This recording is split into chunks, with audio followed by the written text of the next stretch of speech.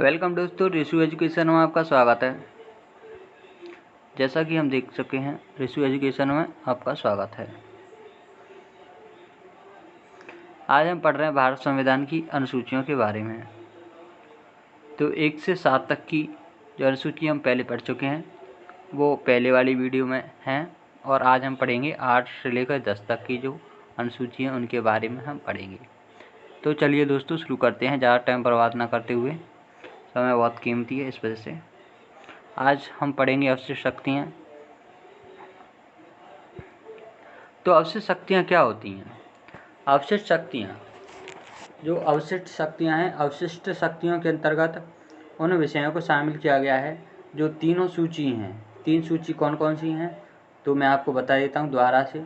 जो 3 सूची हैं, पहली सूची है जो संघ सूची, तीनों सूची हैं। पहली सूची संघ सूची, दूसरी सूची है राज्य सूची, और तीसरी सूची है समवर्ती सूची। जो तीसरी सूची है वो कौन सी है? समवर्ती सूची।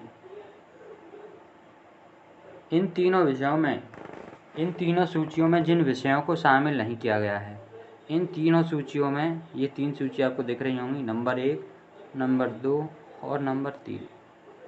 इन तीनों में जिन विषयों को शामिल नहीं किया गया है उन विषयों को शामिल किया गया है अवशिष्ट शक्तियों में। उन विषयों को कहाँ शामिल किया गया है? उन विषयों को शामिल किया गया अवशिष्ट शक्तियों में। अनुच्छेद 248 कहता है कि अवशिष्ट शक्तियों पर जो कानून बनाने का अधिकार है वो किसे प्राप्त होगा? अवशिष्ट शक्तियों के कानून बनाने का अधिकार है वो केंद्र सरकार को प्राप्त होगा। ये कौन कहता है? ये कहता है अनुच्छेद 248। अनुच्छेद 248 कहता है कि अवशिष्ट शक्तियों पर कानून बनाने का जो अधिकार है वो केंद्र सरकार को ही प्राप्त होगा। अर्थात इस पर जो कानून कौन बनाएगा? इस पर कानून बनाएगा संसद। इस पर कानून कौन बनाएगा? तो इस पर कानून बनाएगा संसद, कानून बनाएगा अवशिष्ट शक्तियों पर। अगर हम अवशिष्ट शक्तियों के उदाहरण के बारे में बात करें तो इसमें जो साइबर क्राइम है, साइबर क्राइम की घटनाएं आजकल बहुत हो रही हैं। तो जो साइबर क्राइम की जो घटना है, जो साइबर क्राइम है वो किसके अंतर्गत आता है? तो साइबर क्राइम आता है अवशिष्ट शक्तियों के अंतर्गत। इसके बाद अगर हम बात करें तो अगली अनुसूची है अनुसूची 8। तो कौन सी अनुसूची है अगली? अगली अनुसूची है अनुसूची 8। अनुसूची 8 के बारे में अगर हम देखें तो अनुसूची 8 किससे संबंधित है? तो अनुसूची 8 भाषाओं से संबंधित है, जैसा कि इसमें लिखा है। पहले हम देख चुके हैं जो संविधान की अनुसूची हैं 1 से 8 तक, वे क्या हैं? मूल संविधान में ही शामिल थी। तो मूल संविधान में कितनी अनुसूची शामिल थी? 1 से लेकर 8 तक। लेकिन वर्तमान में अगर हम देखें तो संविधान में 12 अनुसूचियाँ हैं जो कि संविधान संशोधन के द्वारा जोड़ी गई हैं। उन्हें हम आगे देखेंगे। तो जो 8वीं अनुसूची है वो किससे संबंधित है? वो भाषाओं से संबंधित है। मैं लिख देता हूँ यहाँ पर, जो 8वीं अनुसूची है वो किससे संबंधित है? वो भाषा से संबंधित है। जो 8वीं अनुसूची किससे संबंधित है? भाषा से संबंधित है। मूल संविधान में अगर हम देखें तो 14 भाषाएँ थीं। मूल संविधान था उसमें कितनी भाषाएँ थीं? 14 भाषाएँ थीं। लेकिन वर्तमान में अगर हम बात करें तो वर्तमान में 22 भाषाएँ शामिल हैं इसमें। कितनी वर्तमान में इसमें शामिल है? तो वर्तमान में 22 भाषा इसमें शामिल हैं। वर्तमान में इसमें कितनी भाषा शामिल है? जैसा कि हमने दिखाया था 22 भाषा शामिल हैं। तो अगर हम अनुसूची जो 14 है, 14 के बाद अगर भाषा 14 के बाद अगर हम बात करें तो जो 15वीं भाषा बड़ी है, जो भाषा 15वीं है वो कौन सी है? तो 15वीं भाषा बड़ी है सिंधी।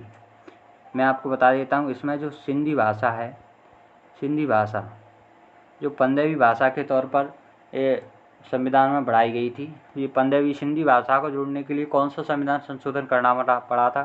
तो 21वां संविधान संशोधन इसको जोड़ने के लिए करना पड़ा था। और ये 21वां संविधान संशोधन 1967 में हुआ था। कब हुआ था? जो 21वां संविधान संशोधन है वो इसके लिए करना पड़ा था। वो कब हुआ था? वो हुआ था 1967 में 21वां संविधान संशोधन किया गया था। तब ये भाषा थी ना 15वीं भाषा, ये अनुसूची 8 में जोड़ी गई थी। अगर हम बात करें भाषा 16, 17 और 18 की, तो 16वीं भाषा जोड़ी गई थी नेपाली, और 17वीं भाषा जोड़ी गई थी मणिपुरी, और जो 18वीं भाषा है वो कोंकणी जोड़ी गई थी। तो ये किसके कौन से संविधान के संशोधन के अनुसार जोड़ी गई थी? ये तीनों भाषाएं 16वीं 17वीं मतलब मणिपुरी, नेपाली और कोंकणी, ये तीनों भाषाएं जोड़ी गई थी जो 71वां संविधान संशोधन था उसके तहत। जो 71वां संविधान संशोधन था उसके तहत जोड़ी गई थी। तो 71वां संविधान संशोधन कौन सा कब हुआ था? 1992। 71वां संविधान संशोधन 1992 के अनुसार ये भाषाएं जोड़ी गई थी। कौन सी? नेपाली, मणिपुरी और कोंकणी, यानी इन भाषाओं कहते हैं 16वीं 17वीं और 18वीं भाषाएं थीं ये संविधान के क्रम के अनुसार।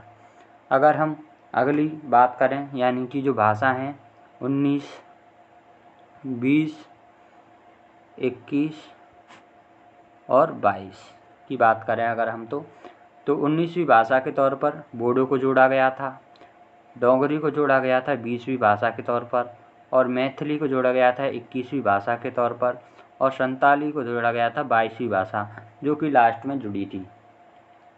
अगर हम इनकी ट्रिक याद करें तो इनकी ट्रिक होगी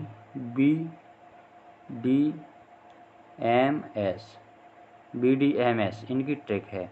अगर हम ट्रिक से इनको याद करना चाहें तो इनको ट्रिक से याद कर सकते हैं BDM और S।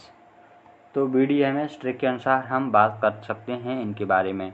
अगर हम बात करें तो ये जो चारों भाषा हैं ये कब जुड़ी थी? तो ये 92वें संविधान संशोधन, जो 92वां संविधान संशोधन हुआ था उसके तहत ये जुड़ी थी।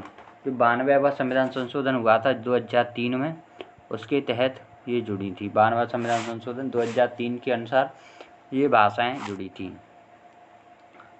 अगर हम बात करें अगली अनुसूची के बारे में तो अगली अनुसूची है अनुसूची 9। तो अगली अनुसूची कौन सी है? तो अगली अनुसूची है 9। जैसा कि नाम से ही दिख रहा है तो अनुसूची 9 किससे संबंधित है? अनुसूची 9 संबंधित है भूमि सुधार तथा जमींदारी प्रथा के उन्मूलन से संबंधित है। अनुसूची 9 किससे संबंधित है? तो अनुसूची 9 भूमि सुधार एवं जमींदारी प्रथा के जो उन्मूलन से संबंधित है। अनुसूची 9 प्रथम संविधान संशोधन जो कि 1951 में हुआ था, प्रथम संविधान संशोधन 1951 में हुआ था, उसके अनुसार ये जोड़ी गई थी अनुसूची 9। अनुसूची 9 कब जोड़ी गई थी? तो अनुसूची 9 जोड़ी गई थी प्रथम संविधान संशोधन हुआ था ना 1951, उसके अनुसार जोड़ी गई थी। 1951 जो प्रथम संविधान संशोधन था भारतीय संविधान का, तभी जोड़ी गई थी। तो 9वीं अनुसूची में क्या है? तो 9वीं अनुसूची में है तमिलनाडु का जो आरक्षण विधेयक है। तमिलनाडु में जो आरक्षण विधेयक है ना, स्पेशल रूप से तमिलनाडु में आरक्षण विधेयक है। तो तमिलनाडु का जो आरक्षण विधेयक है, ये बहुत गहराई की बात है। जो तमिलनाडु का जो आरक्षण विधेयक है, जो तमिलनाडु का आरक्षण विधेयक है वो भी इसी से ही संबंधित है। तमिलनाडु का आरक्षण विधेयक किससे संबंधित है? अनुसूची 9 के अंतर्गत ही तमिलनाडु के जो आरक्षण विधेयक है उसे रखा गया है। अगर हम अगली अनुसूची की बात करें तो अगली अनुसूची है अनुसूची 10। तो अगली अनुसूची कौन सी है? तो अगली अनुसूची है अनुसूची 10, जैसा कि आपको दिख रहा होगा अनुसूची 10। अनुसूची 10 अगर हम देखें तो किससे संबंधित है? अनुसूची 10 संबंधित है दल बदल विरोधी कानून से। दल बदल विरोधी कानून है उससे क्या है? अनुसूची 10 संबंधित है। ये क्या कब जोड़ी गई थी? तो 52वां संविधान संशोधन हुआ था 1985। 1985 में 52वां संविधान संशोधन हुआ था, तब ये अनुसूची 10 जोड़ी गई थी, उसी टाइम जोड़ी गई थी। और इसके बाद एक और संविधान संशोधन हुआ 91वां संविधान संशोधन। 91वां संविधान संशोधन 2003 में हुआ था।